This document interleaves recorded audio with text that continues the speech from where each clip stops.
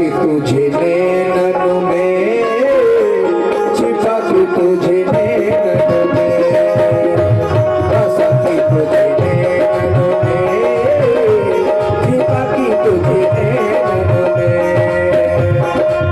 ओ मन मोहन तुझे निभाऊं, तुझे निति नहीं मार लड़ाऊं, बसा के तुझे नैनन में, बसा के तुझे नैनन में।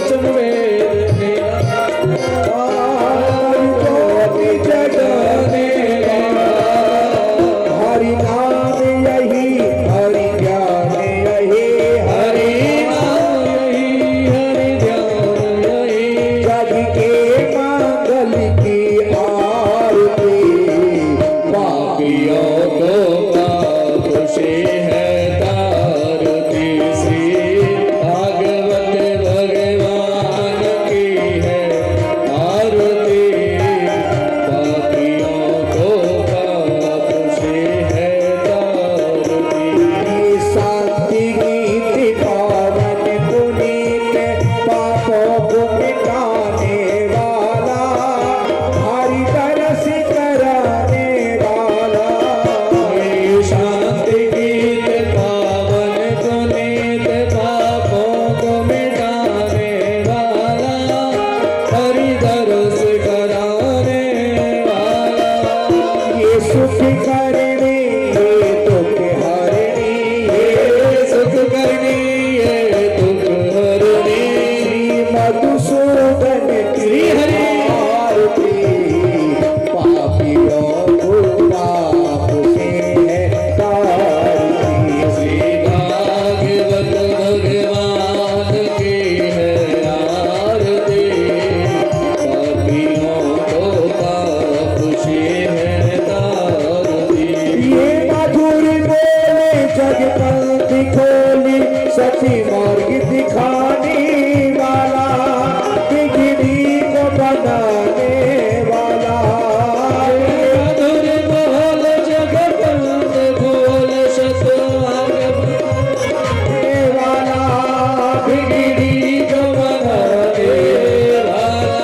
श्री राम यही घनश्याम यही, प्रभु राम यही घनश्याम यही, प्रभु की महिमा की आरती। पापियों को पाप से है तारती। भागवत भगवान की है आरती, पापियों को पाप से है तारती। कर्पूर गौरम करुणावतारम, संसारी सारम भुजगेन्द्रहारम, सदा वसंतम हृदय देवे। भगवान भवानी शरणं नमामि। तुम्हें माता च पिता तुमेव, तुम्हें बंधु च सखा तुमेव, तुम्हें विद्या च प्रेम तुमेव, तुम्हें शरणं मम देवती। हरे कृष्ण कृष्ण कृष्ण हरे हरे, हरे राम राम राम हरे हरे। हरे कृष्ण कृष्ण कृष्ण हरे हरे, हरे राम राम राम हरे हरे। हरि ओम जलन सुतलीकरणं तत्वहि देवादिवन्दनं महात्माभिवन्दनम् आरोग्यादिवन्दनं मन्त्रपुष्पाञ्जलिं महादेवो शान्तिरन्तरिक्षं शान्तिर्देवी शान्तिरावा शान्तिरोदया शान्तिरुपदेहा शान्तिर्द्वैदेवः शान्तिर्ब्रह्म शान्तिः सर्वगुण शान्ति शान्तिरेव शान्तिः सामा शान्तिरेधि।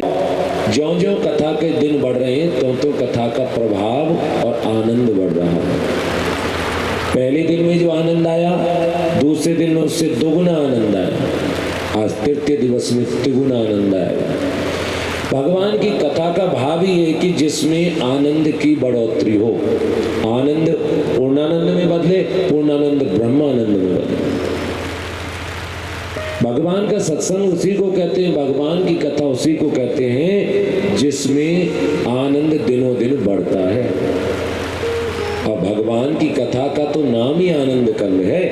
जिस कथा का रसपान करने से, जिस कथा का श्रवण पान करने से आपके मन के सारे संतप्त मिट जाएं, जिस कथा का श्रवण पान करने से आपकी सारी शंकाएं मिट जाएं, जिस कथा का रसपान करने से आपका जीवन में प्रफुल्लन आ जाए, प्रफुल्लित मन हो जाए।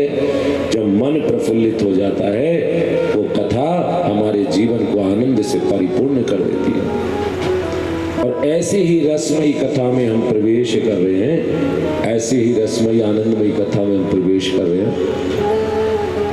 आइए तृतीय दिवस की भक्ति, ज्ञान और वैराग्य की गंगा में गोता लगाते हुए,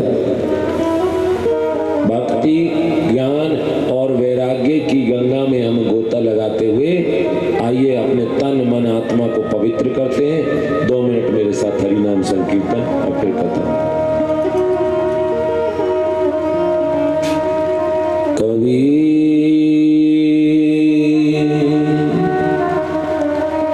कबीर खड़ा बाजार में मांगत सबकी सीखे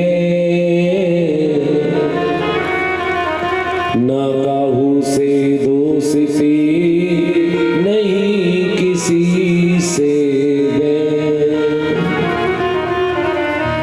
मन लागो मेरे यार फकीरी में, मन लागो मेरे यार फकीरी में, मन लागो मेरे यार फकीरी में, मन लागो मेरे यार फकीरी में। मन लागो मन लागो मन लागो रे, ओ मन लागो मन लागो मन लागो रे। मन लागो मन लागो मन लागो रे, ओ मन लागो मन लागो मन लागो रे। मन लागो मेरे यार फकीरी में। मन लागो मेरे यार फकीरी में। जहो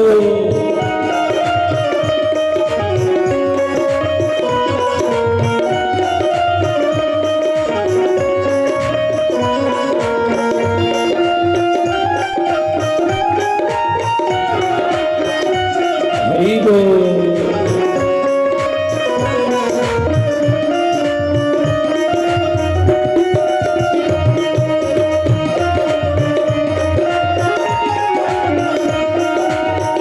जो सुख पाऊं राम भजन में, जो सुखी पाओ राम भजन में।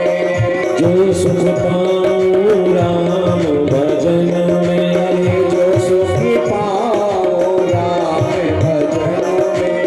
सो सुख नाई अमीरी में, अरे सो सुखी नाई अमीरी में। सो सुख नाई अमीरी में, सो सुखी नाई अमीरी मेरे मन मन लागो मेरे यार फकीरी में। मन लागो मेरे यार फकीरी में। जहो राधे। बोरिंग करेंगे उतना बढ़िया पानी आएगा।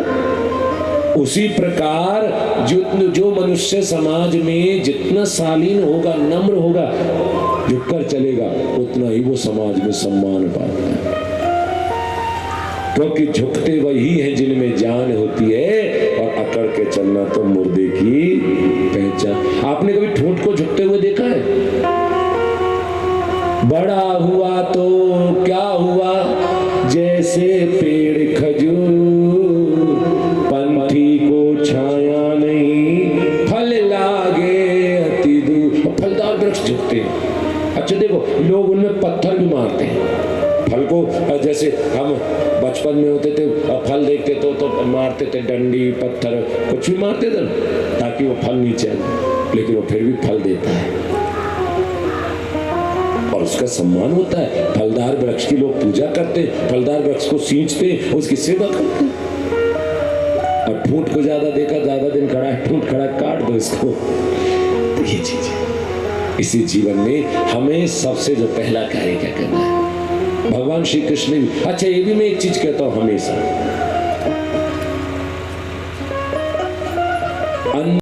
सनक सनंदन सनातन सनत कुमार करदम अनेक पुत्रों को जो उत्पन्न किया, नारद जी जैसे मानस पुत्र उत्पन्न हुए। अब जिनको भी उत्पन्न किया महाराज, वही भजन को चले जा।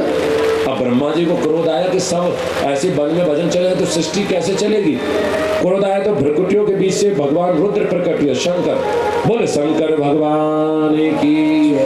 और शंकर भगवान की सृष्टि तो ऐसी कि हाउ बुलाओ, काई के 4 हाथ है तो काई के 1 भी नहीं है, किसकी 10 आंख है तो बोले तुम तो रहने दो। ऐसी सृष्टि भूत प्रेतों की। भगवान शंकर समाधि में चले गए। ब्रह्मा जी ने तब अपने शरीर के 2 भाग किए, एक भाग से दाएं भाग से स्वयंभू मनु और बाम भाग से शत्रुपा को उत्पन्न किया। यहीं से मैथुन सृष्टि उत्पन्न हुई, यानी नर नारी के मिलन से जो इंसान को उत्पन्न होना वो यही से सुना। अब बोले महाराज सृष्टि तो उत्पन्न करे, लेकिन अनुकूल ग्रह एक ही है जहां मनुष्य सृष्टि को उत्पन्न किया जा सकता है, मानव। और वो कौन सी है? पृथ्वी। और पृथ्वी कहाँ है? रसातल में। क्यों? ये देवता और दैत्य एक ही पिता की संतान है, कश्यप ऋषि की संतान। अच्छा, जब किसी का कोई गोत्र नहीं होता तो जब कहते हैं ना भाई गोत्र मालूम नहीं होता, जब और संकल्प होता, पंडित पूजा कराता, तो फिर कश्यप गोत्र जरूर लगता है। अमुक गोत्र, अमुक नाम, अमुक गोत्र, कश्यप क्यों बोल देते? क्योंकि देवता है चाहे दैत्य हैं, जो मतलब उस कश्यप ऋषि से, तो कश्यप गोत्र। अब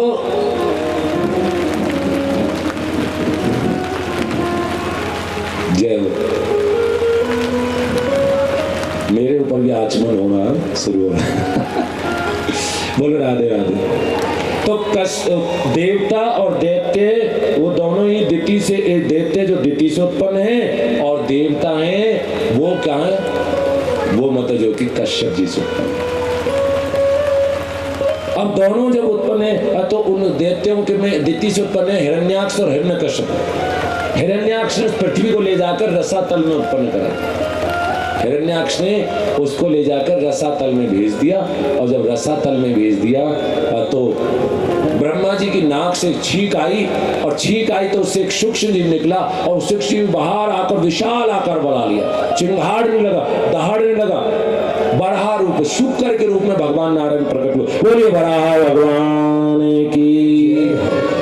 महाराज लाल आंखें चिंगाड़ते दहाड़ते हुए रसातल में पृथ्वी को देखा, और उस रसातल में समुद्र में जाकर और पृथ्वी के ऊपर, पृथ्वी को अपने नथुनों पर रखे लाए, यथास्थान पर स्थापित किया, और जैसे ही यथास्थान पर पृथ्वी को स्थापित किया, यथास्थान पर पृथ्वी को स्थापित किया, और तब हिरण्याक्ष को युद्ध के लिए ललकारा, और दोनों के बीच में भयंकर युद्ध हुआ, और अंत में हिरण्याक्ष का गोविंदाय नमो नमः कर दिया। हिरण्याक्ष का गोविंदाय नमो नमः कर दिया, अंत हो गया। पृथ्वी की स्थापना हुई, और स्वयं मनु शत्रुपा ने सृष्टि को उत्पन्न किया। उनके 5 संतान उत्पन्न हुई। बस आज की कथा में हम यहीं तक का सुनाएंगे, 5 संतानों की कथा।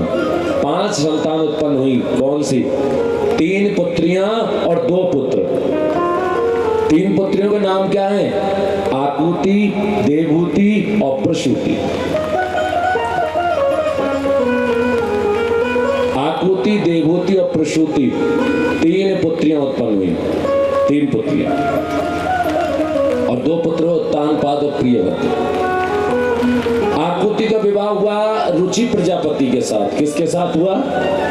आकुति का विवाह रुचि प्रजापति के साथ हुआ, जिनके यहाँ भगवान यज्ञ नारायण के रूप में प्रकट हुए। बोलिए यज्ञ नारायण भगवान की जय। और यज्ञ की पत्नी का नाम है, यज्ञ का पत्नी का नाम है दक्षिणा।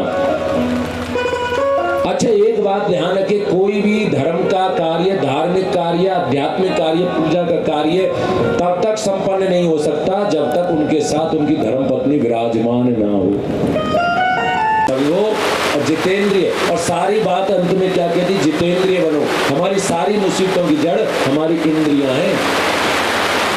जीभ कहती है कुछ चटपटा खाऊं, आंखें कुछ मजेदार सीन देखना चाहती हैं, कान कुछ फिल्मी सुनना चाहते हैं, और नाक कुछ सुगंध लेना चाहती है। सारी मुसीबतों की जड़ हमारी इंद्रियां हैं। इसलिए संत कहते हैं, देखे ना जब इंद्रियों के घोड़े भगे, देखे ना जब इंद्रियों के घोड़े भगे, तो संयम के इनको कोड़े लगे। अपने रथ को सुमार्ग लगाते चलो, कृष्ण गोविंद गोपाल गाते चलो, कृष्ण गोविंद गोपाल। देखना जब इंद्रियों के घोड़े भगे, तो संयम के इनको कोड़े लगे। अपने रथ को, जब इंद्रिय रूपी घोड़े दब भगे ना, तो उनको आत्मविश्वास की लगाम से जो कहाँ जाते हो? भगवान के ठिकाने। और जो इन 4 बातों को पूरा पालन करता है, उसका जीवन धन्य हो जाता है। बोलो राधे। महाराज आगे सुखदेव जी महाराज ने राजा परीक्षित को सृष्टि वर्णन की। थोड़ा कथा की गति को बढ़ा रहा हूं। अब तक हम पैसेंजर में चले थे, शताब्दी में एक्सप्रेस में, वंदे भारत में बैठे हुए हैं। इसलिए क्योंकि समय की सीमा को देखते हुए मुझे कथा को कहना है। और वो किस लिए कहना है?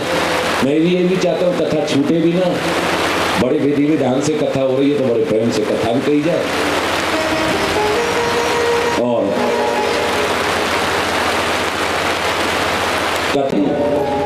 संतान से पूछा तो संतान का पिताश्री हम तो बच्चे, हमारा लाल का आज वो रत्ना डाकू की आंखों से आंसू। मैं सोचा था मैं सब कुछ इनके नहीं कर रहा हूँ, अरे अब सब कुछ इनके नहीं, तो कर्तव्य माने और पाप की गठरी सब मेरे सिर पर है।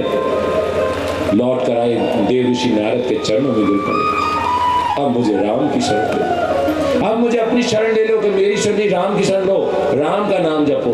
बोले मेरे मुख से तो राम का नाम निकलेगा ही नहीं, मेरे मुख से राम का नाम निकलेगा नहीं, क्योंकि मैंने तो जब किया मारा काटा मार काटी करी है और कुछ किया ही नहीं है। मेरे मुख से तो मरा मरा ही निकलेगा। बोले तू मरा मरा ही बोल ले, बोले तू मरा मरा ही बोल ले, तो मरा मरा मरा मरा। आप जब मरा मरा लगातार बोलोगे तो मरा मरा मरा मरा मरा मरा मरा मरा, हाँ तो मरा मरा से राम पे आ गया। तभी का उल्टा नाम जपत जग जाना, बाल्मीक भय ब्रह्म समान। हाँ इसलिए महाराज हमारे कर्म का फल हमको ही मिलना। इससे अपने कर्मों को पवित्र बनाओ, अपने आप को पवित्र बनाओ और अपने आप को सच्चे मन से भगवान के चरणों में समर्पित कर दो। मैंने पहले भी कहा था कि आपकी भक्ति में ईर्ष्या नहीं होनी चाहिए, द्वेष नहीं होना चाहिए और आपकी भक्ति में दिखावट सजावट मिलावट नहीं होनी चाहिए, कोई लाग लपेट नहीं होनी चाहिए।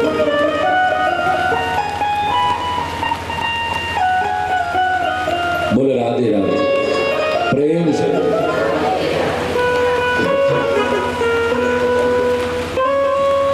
प्रेम से बोलो राधे राधे। हमारी भक्ति में क्षण मात्र भी ईर्ष्या द्वेष नहीं होना चाहिए। अच्छा है कोई बुरा है, हमें अपनी जबान को गंदा नहीं करना। बोलो राधे राधे। तो महाराज बोले जिस मनुष्य की मृत्यु निकट हो उसको क्या करना चाहिए? तो बोले जितास्नो जित श्वासो, जितास्नो जित श्वासो, जित संगो जितेंद्रिय। चार बात है, जितास्नो जित श्वासो, जित संगो जितेंद्रिय। हाँ हाँ हाँ। जिस व्यक्ति के जीवन मृत्यु निकट उस चार बातों का ध्यान रखना चाहिए। क्या? उसको आसन को जीतना चाहिए। आसन को जीतने का मतलब क्या है? आसन करना चाहिए नहीं, आसन को जीतने का मतलब जितनी देर वो भजन में, पूजा में, पाठ में, कथा में, सत्संग में बैठे, उसको एक आसन में एक मुद्रा में बैठना चाहिए। हम लोग तो 2 घंटे में ना जाने कितने आसन बदल लेते हैं, हजारों वर्ष की तपस्या और बहुत से तो ट्राई मार लेते हैं, इधर उधर उठ बैठ लेते हैं। अब कहीं बाबूजी पर हो भी ना जाए तो बाहर जाके जयराम जी की।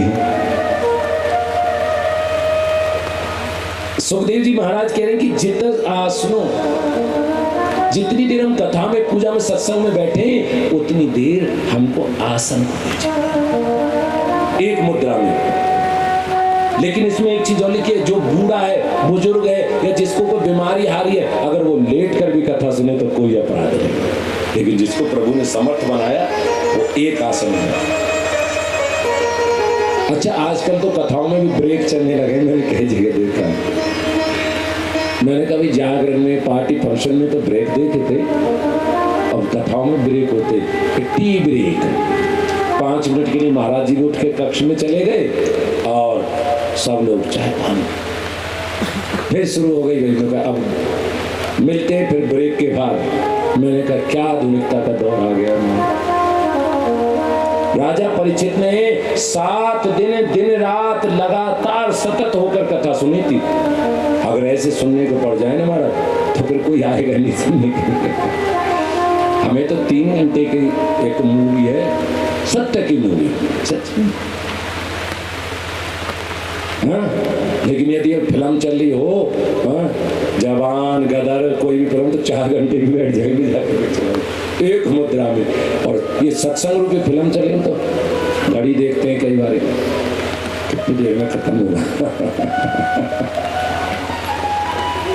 वारे मेरे दुनिया वाले देख तेरे संसार की हालत क्या हो गई, भगवान कितना बदल गई। जतन कराए अंतराम कहीं आवत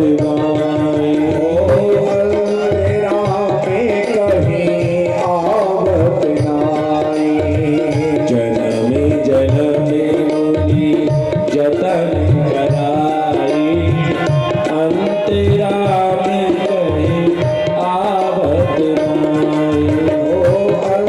अंतराम कहीं आवत गाए।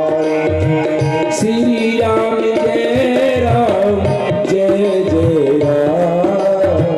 श्री राम जय राम जय जय राम। श्री राम जय राम जय जय राम।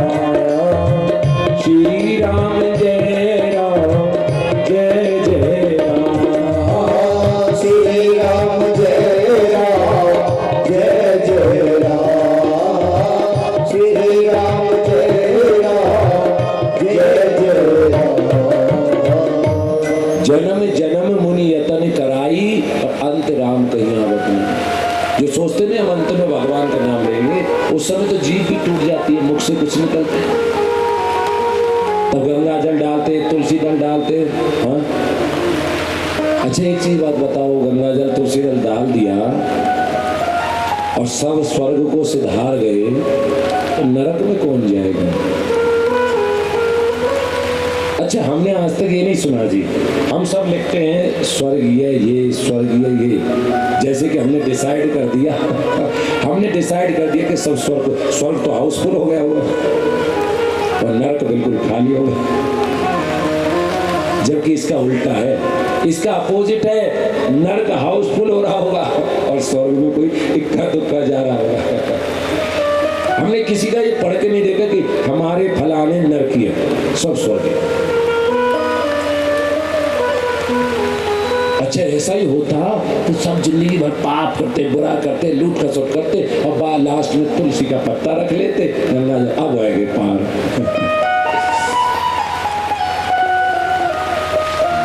हमारे कर्म, हमारी भक्ति, हमारा व्यवहार ही हमें स्वर्ग और नरक की ओर ले जाता है। भागवत गीता जी में भगवान श्री कृष्ण कहते हैं, जैसा कर्म करोगे वैसा फल देगा भगवान, ये है गीता का। अच्छा, कई बार लोगों को शंका होती है, गुरुजी ये बात झूठ है। अच्छा, क्यों? क्योंकि लोग कहते देखो गुरुजी वो रात दिन बेईमानी करता है, मारकाट करता है, वो उतना ही बढ़ा जा रहा है। ऐसे बहुत से उदाहरण आते हैं कि रात दिन भ्रष्टाचार में रहता है, रात दिन बेईमानी करता है, और फिर भी बढ़ा जा रहा है। और गुरुजी हम इतना भजन भक्ति में रहते हैं, अपना कर्म बढ़िया करें, हम घट रहे हैं। अब इस बात का अर्थ आपको समझाऊं। अभी मैं सुन रहा था बागेश्वर पीठ से धीरेन्द्र जी भी इस बात को कह रहे थे, और वो बात मैं हमेशा अपनी कथा में कहता हूं, क्या कि जब तक व्यक्ति का, लोग कहते हैं कि महाराज मैंने हमेशा एक चीज को लिखा कि व्यक्ति को अपने पूर्व जन्मों का कर्म भी, कोई दूसरा डिपार्टमेंट नहीं है, कहीं और नहीं, अपने इस जन्म का कर्म हो चाहे पूर्व जन्म का कर्म हो, इसी धरती पर आकर ही भुगतना पड़ता है। और जैसे हमारी डिपॉजिट होती है ना, एफडी, अब हमने जैसे पिछले पूर्व जन्म में बहुत पाप किए हैं, और जब तक उस पाप का जो, जैसे कहते हैं किसी को सजा मिली कि 10 साल कारावास की, अब 8 साल तो उसने उस कष्ट को भोग लिया अपने पिछले जन्म में, और 2 साल रह गए शेष, तो उन 2 सालों को इस पूर्व जन्म में अपने अगले जन्म में भुगतेगा। जब तक उसका पाप कर्म का कुछ शेष बचा है, तब तक वो उस सुख को भोग रहा है। और जिस दिन उस पाप और उसे डस लेगा और उसकी मौत हो जाएगी, ऐसा भयंकर श्राप दिया। तो समीक ऋषि की समाधि टूटी, और समीक ऋषि की जब समाधि टूटी तो बोले, अरे पुत्र तुमने ये क्या किया? अल्प आयु में ज्यादा ज्ञान मिलने से भी ऐसा हो जाता है, अल्प आयु में ऐसा ज्ञान मिलने से भी ज्यादा हो जाता है। एक ही धर्मात्मा राजा था, संत के मुख से निकला है तो मिथ्या तो होगा नहीं। लेकिन किसी शिष्य से जाके कहा कि जाओ तुम राजा परीक्षित को जाके ये बता दो कि तुमको श्राप हुआ है, तुम्हारे पास केवल 7 दिन है, 7 दिन में मुक्ति का कोई उपाय करना तो कर लीजिए, वरना केवल तुम्हारे पास 7 दिन है। महाराज शिष्य ने जाके जब राजा परीक्षित को बताया और राजा परीक्षित ने जैसे ही वो मुकुट उतारा। अच्छा, आप लोग विचार कर रहे होंगे कि गीता में भगवान श्री कृष्ण कहते हैं कि धातुओं में मैं सोना हूं। गीता में भगवान श्री कृष्ण कहते हैं कि धातु में मैं सोना हूं, तो सोने के मुकुट में एक शैतान कैसे, कहने में कलयुग कैसे प्रवेश कर गया, बुराई कैसे प्रवेश कर गया?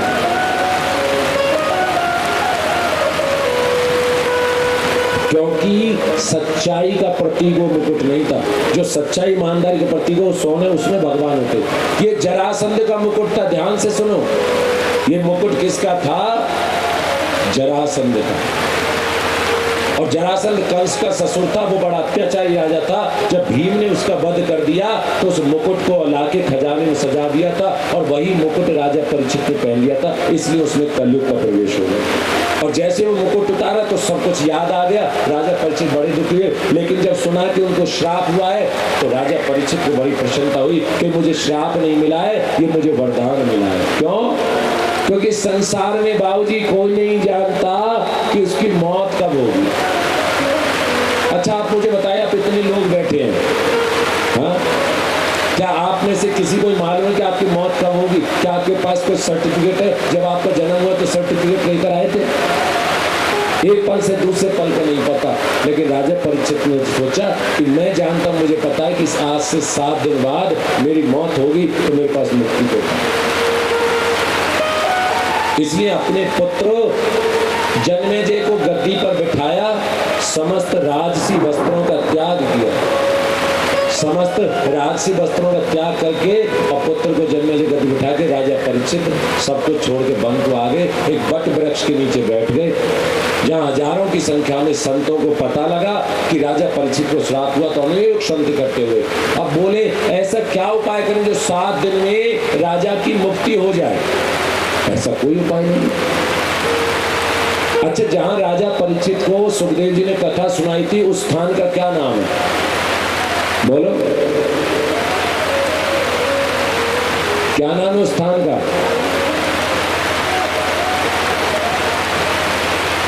एक दूसरे की शक्ल देख लिया करो बस। उस स्थान का नाम है शुक्रताल। ध्यान से सुने, जहां सूत जी सौनक ऋषियों को कथा सुना रहे, मैंने पहले दिन में तो उस स्थान का नाम है नैमिसारण्य। क्या नाम है? नैमिसारण्य। और जहां सुखदेव जी ने सबसे पहले राजा परीक्षित को कथा सुनाई थी, उस स्थान का नाम है शुक्रताल। और ये कहां पर है? उत्तर प्रदेश के मुजफ्फरनगर जिले में। उत्तर प्रदेश के मुजफ्फरनगर जिले में शुक्रताल है। और नैमिसारण्य क्या? लखनऊ, सीतापुर। ध्यान रखना। अब सब लोग विचार कर रहे थे कि राजा की मुक्ति का उपाय कैसे हो। राजा की मुक्ति का उपाय कैसे हो, सब लोग इस चीज को विचार कर रहे थे। तत्राभवद भगवान व्यास पुत्र यदच्छाय गामट मनोनापेक्ष अलक्ष लिंगो निज लाभ तुष्ट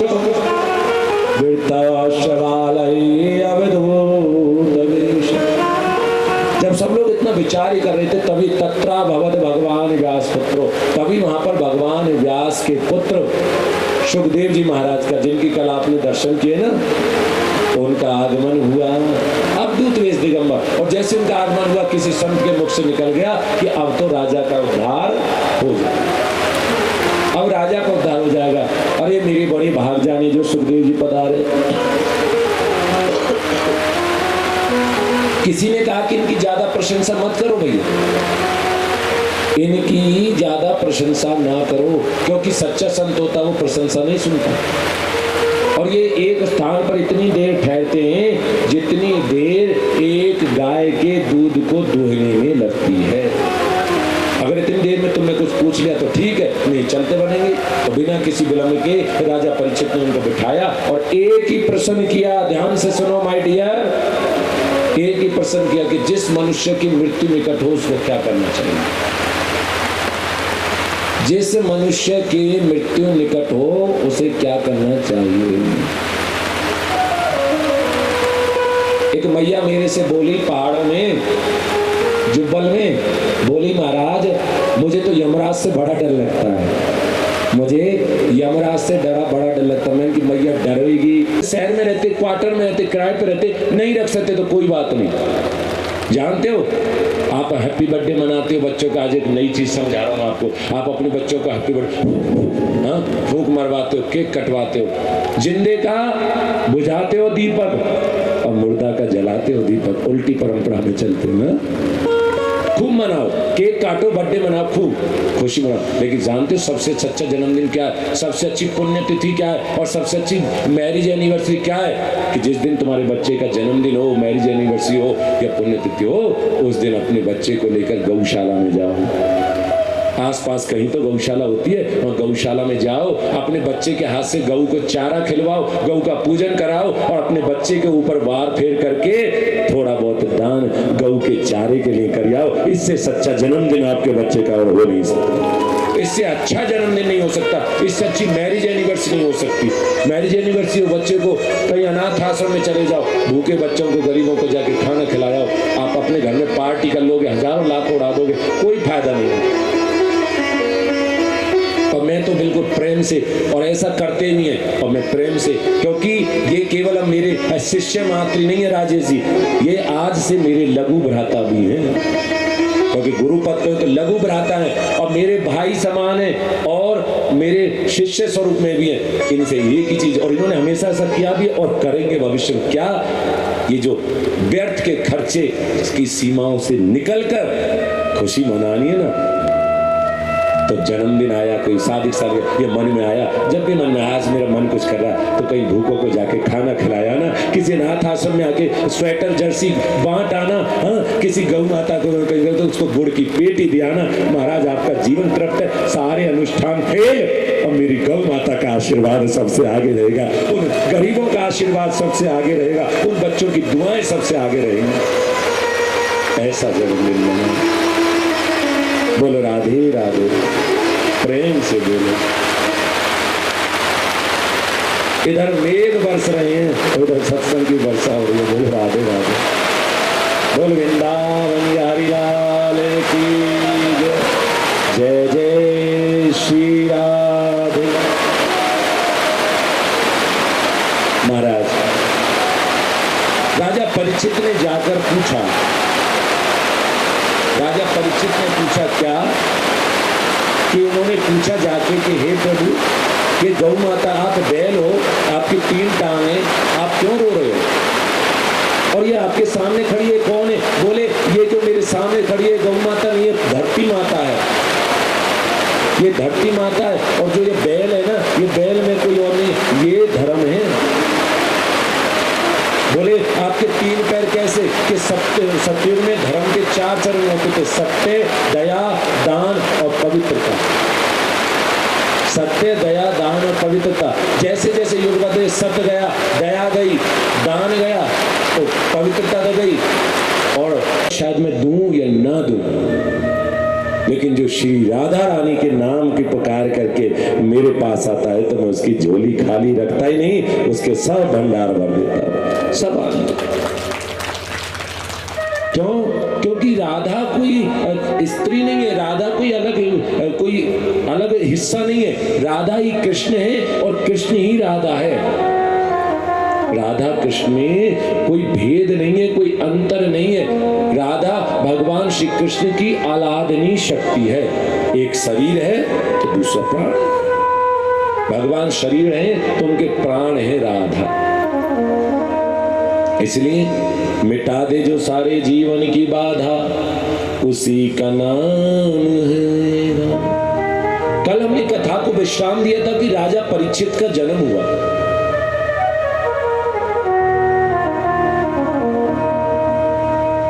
राजा परीक्षित का जन्म हुआ और जब राजा परीक्षित का जन्म हुआ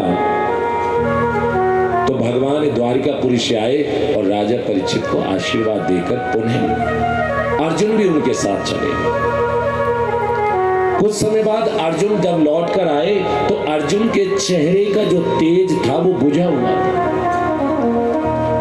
एक क्षत्रिय के ऊपर उसका तेज होता है, अगर तेज बुझ जाए एक क्षत्रिय के ऊपर तो समझो कि या तो वो हार गया है या उससे कोई पाप हुआ। अर्जुन से पूछा कि हे अर्जुन, कि तेरे चेहरे का जो तेज है वो कैसे बुझा हुआ है, कैसे, क्या हुआ? बोले हे भैया मैं क्या बताऊं, जिन गोविंद के सहारे हम चलते थे, जिन प्रभु के सहारे हमने पूरा जीवन जिया, आज वो भगवान श्री कृष्ण इस धरा धाम को छोड़कर अपनी गोलोक धाम को चले। जैसे ये सुना, युधिष्ठिर ने जैसे सुना, प्रलाप करने लगे। कुंती ने कृष्ण कृष्ण कहकर अपने प्राण त्याग दिए। युधिष्ठिर बोले जब भगवान ही नहीं रहे तो इस धरा धाम पर रहकर अब हम क्या करें। इसलिए 13 वर्ष की अल्प आयु में, छोटी सी आयु में ही परीक्षित को राजगद्दी पर बिठा दिया, प्रजा पालन का उपदेश दिया, कहा कि हमेशा प्रजा का पालन करना, अन्याय को कभी सहन मत करना, सदा न्याय करना। और राजसी वस्त्रों का त्याग करके द्रौपदी सहित हिमालय की ओर निकल गए और एक एक करके स्वर्ग को सुधारा। इधर राजा परीक्षित जो है बड़े हुए और उनका विवाह किसके साथ हुआ? परीक्षित की पत्नी का क्या नाम था? बोलो।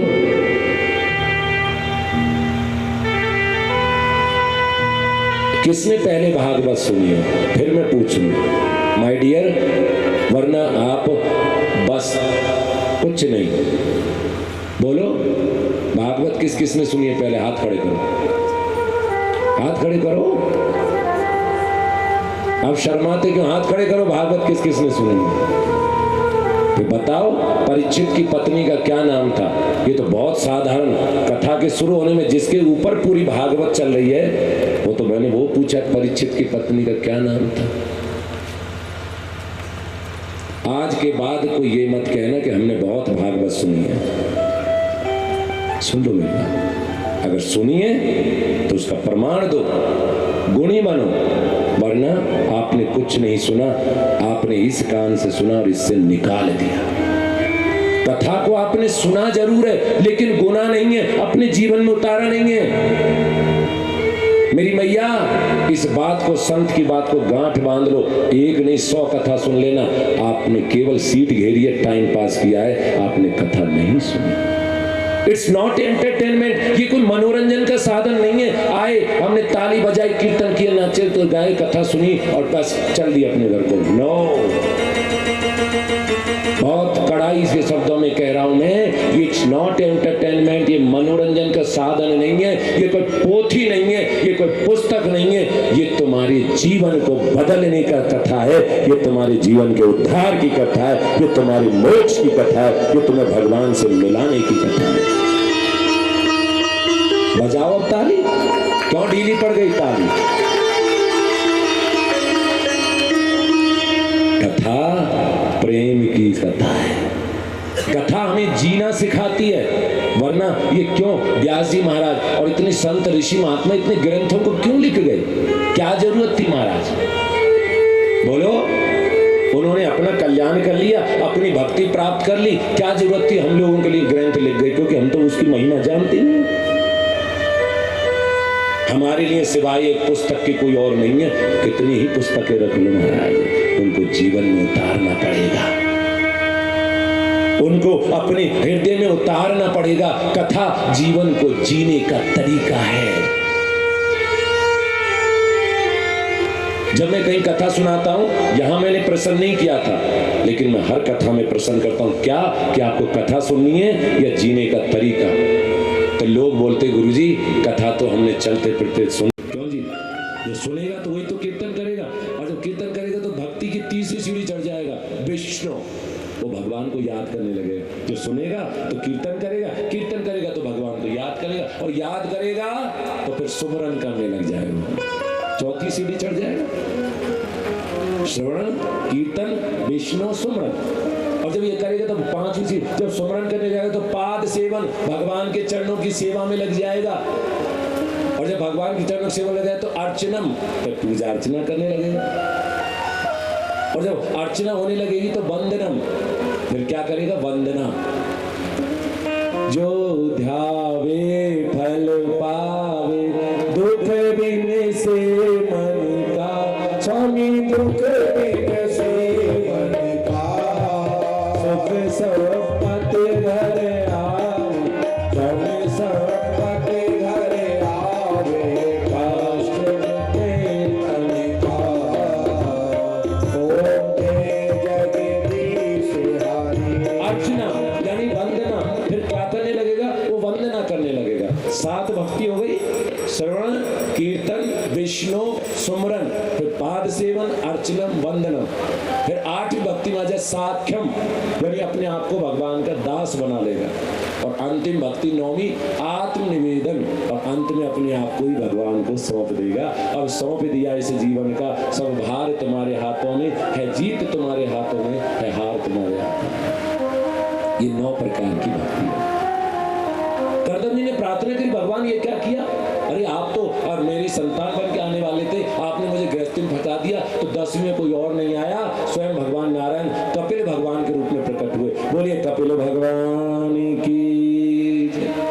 अपनी माता को कर्म का ज्ञान दिया और भक्ति में भावविभोर होकर सिद्धदा नाम की नदी बनकर वो माता देवहूति प्रवाहित हो गई और अंत में प्रभु के धाम को प्राप्त किया। बोलो राधे राधे। तीसरी पुत्री का नाम था प्रसूति। कथा को धीरे धीरे विराम की ओर ला रहा हूं। तीसरी पुत्री का नाम था प्रसूति, और प्रसूति का विवाह हुआ दक्ष प्रजापति के साथ। बहुत सुंदर प्रसंग है, इसको ध्यान से सुना। भगवान शंकर और सती के विवाह का प्रसंग है। सती तीसरी पुत्री थी प्रसूति, और प्रसूति का विवाह दक्ष प्रजापति के साथ। और यहाँ पर उनके प्रथम स्वरूप में 16 कन्याएं जन्मी, जिनमें से 13 कन्याओं का जो विवाह है वो धर्म के साथ हुआ। एक कन्या का विवाह पितरों के साथ हुआ और एक कन्या का विवाह हुआ अग्नि के साथ, जिसको बोलते स्वाहा। जब भी अग्नि का मंत्र होते तो हम बोलते स्वाहा, यानी स्वाहा बिना वो अग्नि का मंत्र पूरा नहीं होता। और जब पितरों को तर्पण करते हैं, पितरों की आहुति होती है तो स्वाहा नहीं बोलते, कब क्या बोलते हैं? स्वधा। पितरों की जो पत्नी है उनका नाम है स्वधा, तो पितरों को उसमें मंत्र बदल जाता है। हाँ, स्वधा स्वधा स्वधा करके आहुति दी जाती है, ठीक है। और अंतिम जो कन्या थी, जो 16वीं, उस कन्या का नाम था सती, और सती का विवाह भगवान शंकर के साथ हुआ। लेकिन इस विवाह से दक्ष प्रजापति प्रसन्न नहीं था, क्योंकि वो सोचते थे ब्रह्मा जी कहने पे कर तो दिया, मेरी फूल सी कोमल बेटी और ये अर्धरंग नरंग, हाँ, अघोड़ी, अमंगल, इसका कोई घर भी नहीं है, हाँ, जंग शमशान में रहता, भस्म लगाता है, ऐसे के साथ मेरे जो है पुत्री का विवाह हो गया। एक बार दक्ष प्रजापति ने यज्ञ कराया, और दक्ष प्रजापति ने जब यज्ञ कराया तो उस यज्ञ में सभी देवी देवता बुलाया। जैसे दक्ष प्रजापति यज्ञ में प्रवेश हुए, सभी देवी देवता खड़े हो गए, लेकिन भगवान शंकर समाधि में लीन थे। दक्ष प्रजापति को क्रोध आया, ये अघोड़ी अमंगल मेरा जामाता होकर मेरे लिए खड़ा नहीं हुआ, मैं इसे श्राप देता हूं कि आज के बाद इसका यज्ञ में कोई भाग नहीं होगा। नंदीश्वर साथ में खड़े हुए थे, उनको क्रोध आया, एक दक्ष, अहंकार से तो इतना बड़बड़ बड़बड़ करता है, मैं भी तुझे श्राप देता हूं कि तेरा शीश बकरे का हो जाएगा। बड़ा अहंकार, एक दूसरे को सापा सूपी हुई कि ब्राह्मण लोग ही हो जाएंगे, ये हो जाएगा, वो हो जाएगा। महाराज भगवान शंकर की समाधि टूटी, भगवान शंकर ने नंदीश्वर समझाया, मुस्कुराते हुए आगे, लेकिन दक्ष प्रजापति बदले की आग में, अच्छा हम लोगों में बदले की आग बड़ी होती है, देख लूंगा तुझे, आज तो तेरा दिन था, कभी मेरा भी। बदले की आग में जले, एक यज्ञ फिर करवाया और सबसे कह दिया, सबको बुलाया, लेकिन सती और शंकर को नहीं बुलाया। और बोले जो उसको बुलाएगा, जो उनका सम्मान करेगा, वो मेरे मृत्यु दंड का भागीदार बनेगा। अब डर के मारे कौन बुलाए भैया? और सबसे और कह दिया, कैलाश के ऊपर से आना, यानी चिढ़ाते हुए दिखाना, हम जा रहे थे, भगवान चंद्रमा और रोहिणी जा रहे थे, दीदी आप नहीं आ रही कि कहाँ, कि पिताजी के यहाँ पर यज्ञ है। बोली तुम चलो मैं आती हूँ। अब सती ने भगवान शंकर से कहा कि मेरे पिता के यहाँ यज्ञ है, हमें चलना चाहिए। तुलसी बाबा ने एक बात कही है, आव नहीं आदर नहीं नहीं नैनन में ने, तुलसी वे घर न जाइए चाहे कंचन बरसे में। अच्छा, आप चाहे कितने बड़े घरों में रह रहे हो, कितने अच्छे घर में रह रहे हो, चाहे पड़ोस में रह रहे हो, अब आप बुलाओ नहीं, हमें किसी के घर में आज जाके आप घुस जाओ, आप सोचेंगे मैंने तो गुरु जी को बुलाया, गुरु जी अपने आप ही आ गए। हाँ, आने की आवश्यकता नहीं है। कहाँ? एक तो पिता के यहाँ पुत्री को कभी बुलाने की आवश्यकता नहीं है। क्यों जी? पिता के यहाँ पुत्री को कभी बुलाने की जरूरत है? पुत्री का जब मन करे अपने पिता के यहाँ पर आ सकती है। दूसरा, गुरु के यहाँ कभी शिष्य को बुलाने की जरूरत नहीं है। जब भी शिष्य को मुसीबत आए, संकट आए, तो वो अपने गुरु की शरण में, क्योंकि एक ही संसार में एक ही पद ऐसा है जो तुम्हारी मुसीबतों में तुम्हारा सहारा बन सकता, वो है गुरु। तभी तो मैं कहता हूं कि गुरु से नाता जोड़ लो। जब तक गुरु से नहीं जोड़ोगे तब तक टूटते रहोगे। और जिसने गुरु को पकड़ लिया, गुरु माने होता बड़ा, उसका जीवन में दिल बड़ा हो जाए। तीसरा कहा कि कथा और सत्संग में बुलाने की जरूरत नहीं है। क्या आपने इस कथा में सब लोग बुलावे पर, इनविटेशन पर ही आए हैं? आप में से बहुत से भगत ऐसे हैं जिनको कोई इनविटेशन नहीं मिला, केवल इतना पता चला कि कथा हो रही है, आप आए। ठीक है ना? 3 जगह बुलाने की जरूरत नहीं पड़ती महाराज। और पिता पुत्री का संबंध, तो पिता पुत्री का संबंध तो संसार में ऐसा होता है जो कभी नहीं हो सकता। एक पत्थर से पत्थर पिता भी, जो पत्थर से पत्थर पिता भी होता है ना, कठोर से कठोर पिता भी होता है, वो भी उस दिन छाती फटती है जिस दिन उसकी बेटी विदा होती है। एक पत्थर से पत्थर पिता भी होता है, उसका कितना ही कठोर हृदय क्यों ना हो, जिस दिन उसकी बेटी विदा होती है उसके भी आंसू की धारा फूट कर, जिस बेटी को प्रेम से पाला, जिगर का टुकड़ा, जिसको जन्म दिया, जिसको पाला पलोसा, उस जिगर के टुकड़ों को बेटा वही रहा, बेटी को पराया कर दिया, उस दिन उस पिता की छाती फटती है। बाप बेटी का संबंध ऐसा होता है, पत्थर से पत्थर पिता भी अपनी बेटी की विदाई पर रोता है। वो कहीं से कर्जा करता, अगर बेटी ने कह दी पिताजी मुझे ये चीज चाहिए, मुझे वो चीज चाहिए, वो पिता कर्जा करता है, कुछ भी करता है, कहीं से मजदूरी करता है, कर्जा करता है, कैसे भी करता है। वो सोचता है कि मेरी बेटी पराए घर जाएगी, मेरी बेटी को कोई दुख ना मिले, मेरी बेटी को कोई कष्ट ना मिले, तो कर्जा भी करता है, रात दिन मजदूरी भी करता है, लेकिन अपनी बेटी के सुख के लिए सब कुछ करता है। बाप बेटी का संबंध ऐसा होता है, बाप बेटी का संबंध ऐसा होता है मैया।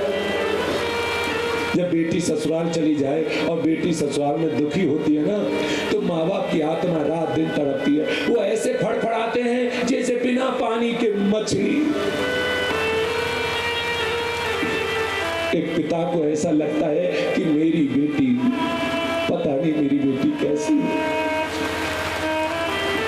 कहते हैं कि जिसकी धी दुखी उसका जी दुखी। वो सोचता है कि मैं अपनी बेटी के लिए ना जाने क्या क्या कर दूं।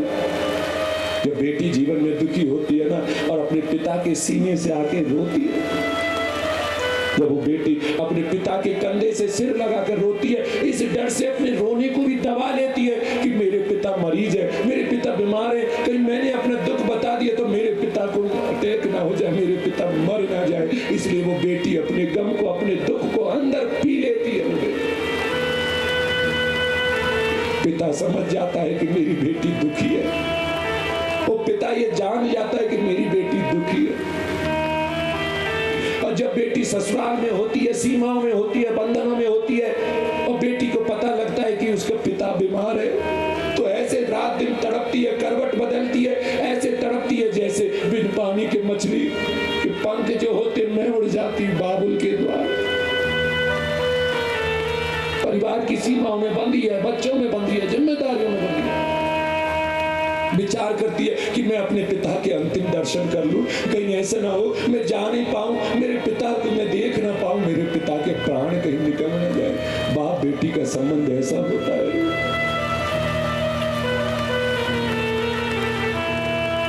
कि बाप बेटी का संबंध है जिसको सुनकर आप सबकी आंखों में आंसू आने लगे, आपकी आंखें नम हो गई हैं। यही तो होता है। आज किसी को अपने पिता की याद आ रही है, किसी के जीवन में पिता है, किसी के में नहीं है।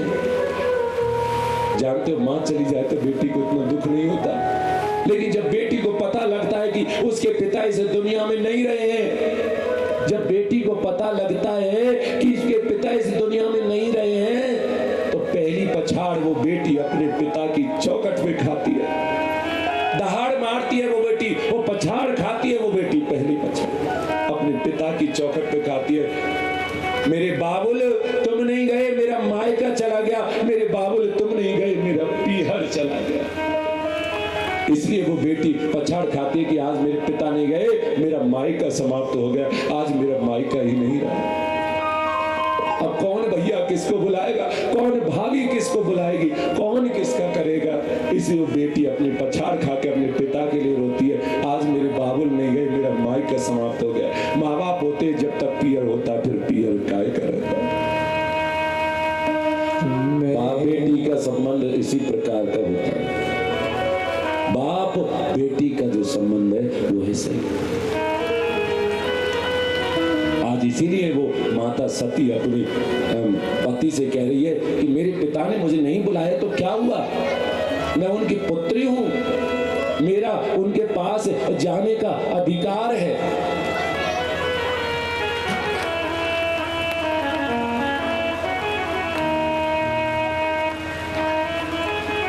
इसलिए वो बेटी अपने पिता के प्रति समर्पित होती है। बाप बेटी का संबंध ऐसा होता है, बेटी का लाड़ बाप पर और बाप का लाड़ बेटी पर सबसे ज्यादा होता है। धन्य हो वो घर जिसमें बेटियां होती हैं, धन्य हो भूमि जहां बेटियों को सम्मान दिया जाता है या प्रेम किया जाता है, वो भूमि भी धन्य हो जाती है। धन्य वो मातृशक्ति हो जाती है जहां बेटियों का प्रेम किया जाता है। बोलो राधे राधे, प्रेम से बोलो। माता सती मानी नहीं और समझाकर और कहां चली गई, अपने पिता के यहाँ पर। पिता गृह जब गई भवानी, पिता गृह जब गई भवानी, पिता गृह जब गई भवानी, पिता गृह जब गई भवानी, दाक्ष त्रास नहीं कीने सन्मानी, दाक्ष त्रास नहीं कीने सन्मानी, दाक्ष त्रास नहीं कीने सन्मानी, दाक्ष त्रास नहीं कीने सन्मानी, पिता गृह जब गई भवानी, पिता गृह जब गई भवानी, पिता गृह जब गई भवानी, पिता गृह जब गई भवानी, सादर भले मिली एक माता, सादर भले मिली माता, सादर भले मिली एक माता, सादर भले मिली माता, सादर भले मिली एक माता, सादर भले मिली माता, भगिनी मिली बहुर मुस्काता, भगिनी मिली बहुर मुस्काता, पिता गृह जब गई भवानी,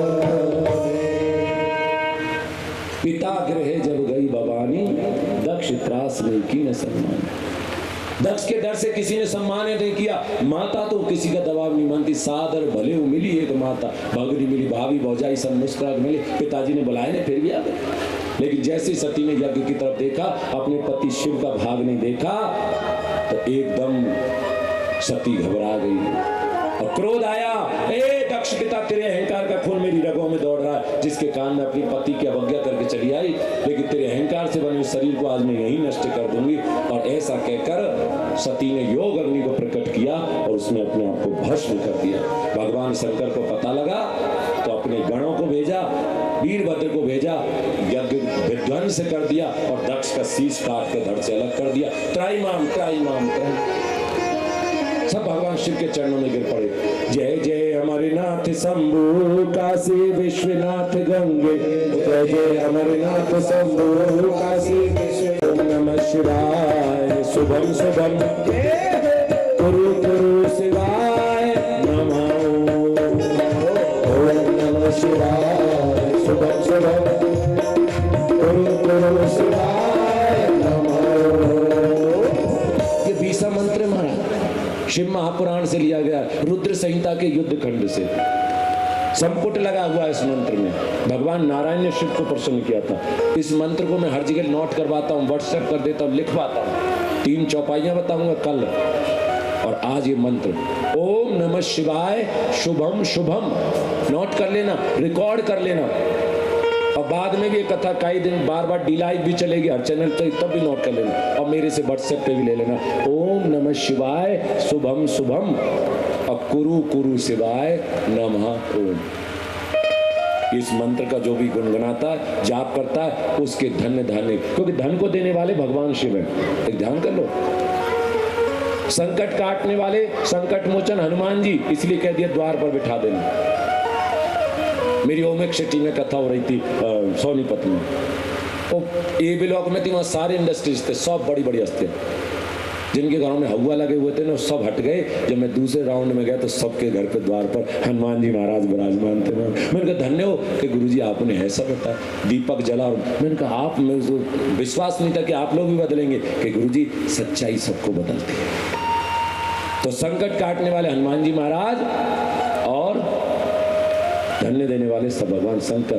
तो फिर ठाकुर जी का है कि बालक सुनीति का पुत्र, जिसका त्याग कर दिया था राजा ने सुरुचि के कहने पर, वो 5 वर्ष का बालक जब अपने पिता से मिलने के लिए गया तो महाराज उसकी सौतेली माँ ने उसको धक्का दे दिया। बालो स्त्री गर्भ संभृतम नूनम वेद भवान यश दुर्लभ अर्थे मनोरथ। तुम्हारे मनोरथ दुर्लभ है, अगर तुम्हें इनकी गोद में बैठना राजा की में, तो पहले नारायण तपस्या कर मेरी कोख से जन्म लो। क्या भगवान नारायण का अपमान करने का प्रयास कर सूझ। रोते रोते गए, मैया से पूछा, मैया ने कहा बेटा ये तो हाड़ मास का पिता है, अरे इसकी गोद में क्या बैठता है। बैठना है तो उस पिता की गोद में बैठ जो सारे संसार का पिता है, जो सारे जगत का पिता है, उसकी गोद में बैठना। गर्दन ना हिलाकर ताली बजा। इतने अकड़ नहीं गए ठंड में। क्यों जी, हाड़ मास का पिता है तो आज है, कल रहेगा नहीं रहेगा, लेकिन जो संसार का पिता है, जगत का पिता है, धन्य हो ऐसी माता, धन्य हो ऐसी माता जिसको महाराज उपदेश दिया कि जगत पिता की। तुम्हारा तो बच्चा अगर ज्यादा तिलक चंदन लगाने लगे तो पड़ोस में बाबा बनाएगी कैसे, ज्यादा भक्ति में लाओगी क्या इसको, पड़ोसी टोकने लगते हैं।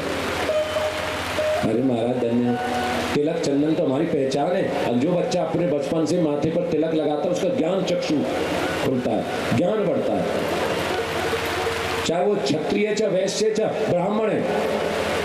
शिखा, जनेऊ और तिलक ये सबकी पहचान है। आजकल तो सबने छोड़ दिया, अब फॉर्मेलिटी होती है महाराज, और शादी होती है ना जब थोड़ा सा जनेऊ डाल देते हैं, ये अपमान है। फॉर्मेलिटी, शादी में जनेऊ डाल दिया, शादी के 2 दिन बाद वो उठा के टांग देगा, जनेऊ को काम खत्म। करवाए क्यों महाराज, उपनयन संस्कार होता है, ब्राह्मण का भी होता है, सबको। तो शिखा पहचानती, चलो जनेऊ छोड़ो भाई, ब्राह्मण को तो ये तीनों चीज कभी छोड़नी नहीं। ब्राह्मण की पहचान ये, जब कोई पूछेगा ना जनेऊ है तो ब्राह्मण है, अगर जनेऊ नहीं है तो ब्राह्मण नहीं है महाराज। ब्राह्मण के अगर जनेऊ नहीं कर देते तो राक्षस है। क्यों जी, शिखा, तिलक और जनेऊ ये ब्राह्मण की पहचान। मैं कम से कम एक चीज कहता हूँ, 2 चीज आप नहीं रख पा रहे हो और समाज के लोग मॉडर्न आधुनिकता में, तो कम से कम तिलक लगा के। अच्छा एक बात बताऊं, तुम सुबह सुबह पूजा कर तिलक लगा के जाओगे ना, आपका दिन बहुत अच्छा रहेगा। आपका दिन है वो बहुत अच्छा रहेगा यदि आप तिलक लगा कर जाओगे। तिलक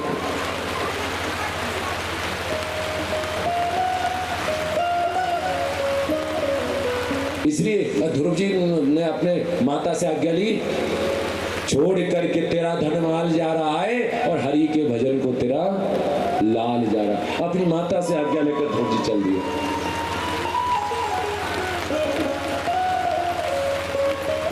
छोड़ करके तेरा,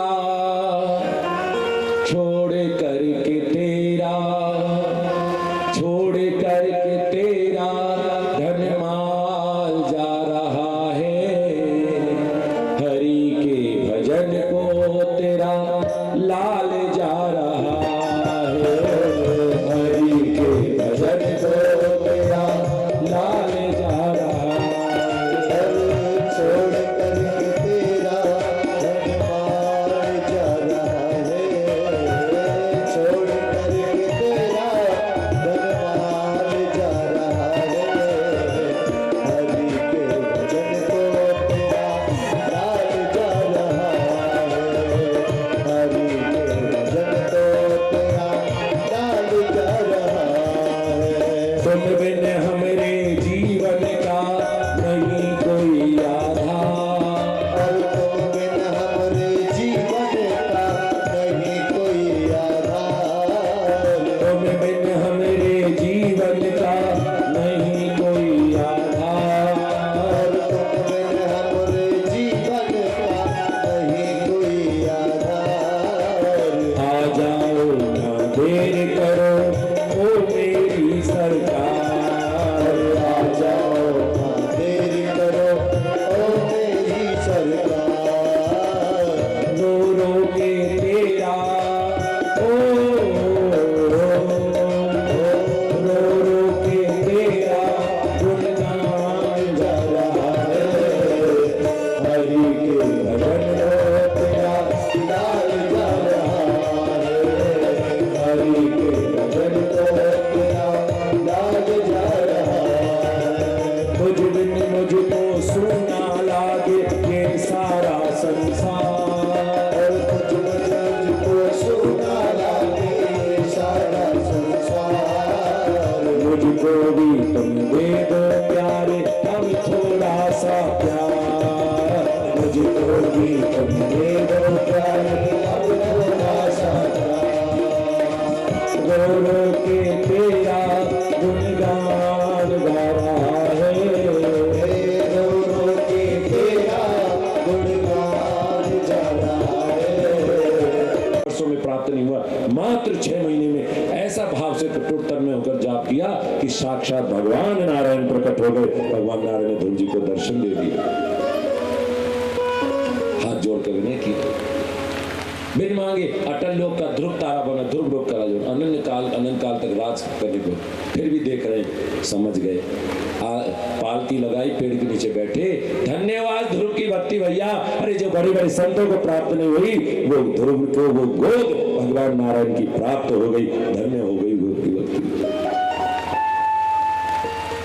महाराज इस प्रकार ध्रुव जी ने भगवान को प्राप्त किया।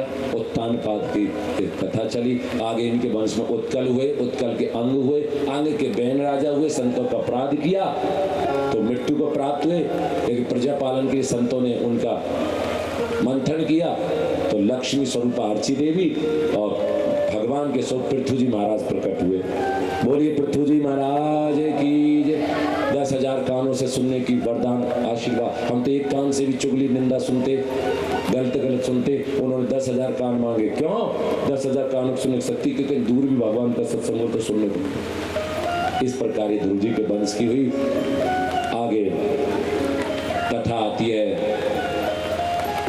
प्रियव्रत जी की, आग्नेय नाभि की कथा आती है, ऋषभ देव जी की कथा आती है, भरत जी की। इस कथा को हम कल कहेंगे। आज अभी आपके बीच में चंद मिनटों में भगवान वामन आ रहे हैं, जिनके जन्म की कथा कल के। अब देखिए 3 दिन तक भक्ति ज्ञान वैराग्य की कथा थी। और 3 दिन की कथा में कहीं रस आता, कहीं नीरसता होती। अब कल से तो रसगुल्ला को रस टपकेगा महाराज। क्यों? कल से अब 4 दिन मेला ही मेला लगेगा और कथा अब यहाँ नहीं रहेगी ब्रजमंडल में। यहीं से बैठे बैठे आपको मानसिक रूप से ब्रजमंडल की, हर साल यात्रा तो यहाँ से जाती है ब्रज 84 कोस की, 20 से 26 नवंबर अभी भी गई थी। अब आप सबको बैठे बैठे मानसिक यात्रा यहीं से करानी है। 4 दिन में आप ब्रजमंडल में ही चले जाओगे और ब्रज भाषा का भी प्रयोग होगा ज्यादा से ज्यादा। याऊ को नाम वृंदावन है, च्योरी मैया। हाँ, तो इन शब्दों का प्रयोग ब्रज की मिठ मधुर भाषा का प्रयोग होगा। और कल एक नहीं, कल हम 2-2 बार बधाई लुटाएंगे, बधाई गाएंगे। कल से तो उत्सव होंगे। हम कल ये सारा पंडाल पहले ही से बहुत सुंदर सजा हुआ हमारा, जोरदार तालियां सजावट के लिए। धन्यवाद करें राजेश जी का, इनके समस्त परिवार का। सजावे की कोई आवश्यकता नहीं रही, फिर भी आजकल का मॉडर्न आधुनिकता हुआ कि गुब्बारे लगते हैं। जब हम बच्चे का बर्थडे मनाते तो गुब्बारे लगवाते हैं, यहाँ तो हमारे प्रभु का जन्मदिन है तो कल बैलून से ये पूरा पंडाल सजेगा। मंच पर बैलून होंगे और पूरा बढ़िया बैलून से। तो कपी घोड़ा पाल की और क्या गाएंगे हम? तेरे लाला की सुन के मैं आई, यशोदा मैया दे दो बधाई। हाँ, कल श्रीमती आशा ठाकुर जी बधाई देंगी, वंदना, नेहा, शकुंतला, ये सब बधाई देंगी। किसके जन्म की? सब भगवान वामन का। बहुत सुंदर छवि से भगवान वामन आ रहे हैं।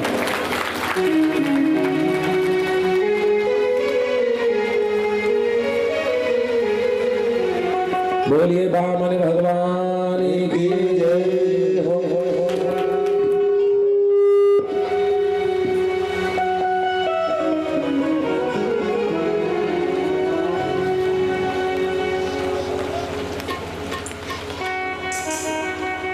मैं चाहूंगा कि यजमान परिवार के सदस्य फ्रेंड से आए और वामन भगवान का पूजन अर्चन करेंगे। यजमान परिवार के सदस्य श्रीमती आशा ठाकुर आए और भगवान वामन का पूजन अर्चन करें, वंदन करें।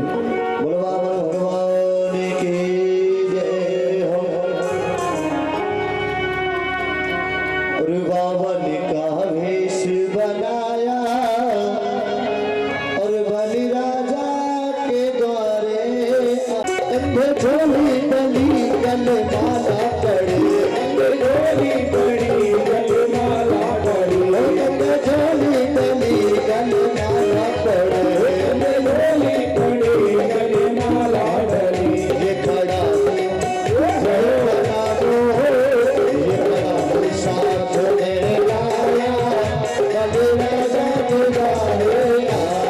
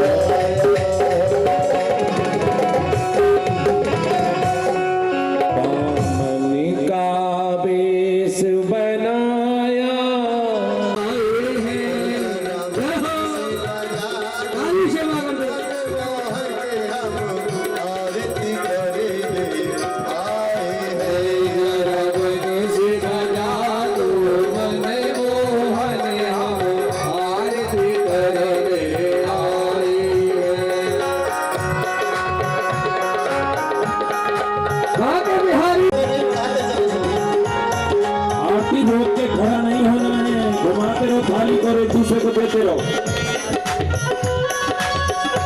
मेरे हाथ में लोटा पानी का बदलते रहो, चलते रहो, घुमाते रहो। प्रभु तुझे नहलाने आए हैं। मेरे हाथ में लोटा पानी का प्रभु तुम्हें नहलाने पानी का प्रभु तुझे नहलाने आए हैं। प्रेम से आओ मन मोहन हम आरती करके आए। गुरु लगा दो मन मोहन हम। चलते रहो, पीछे पीछे होते रहो, चलते रहो, बदलते रहो।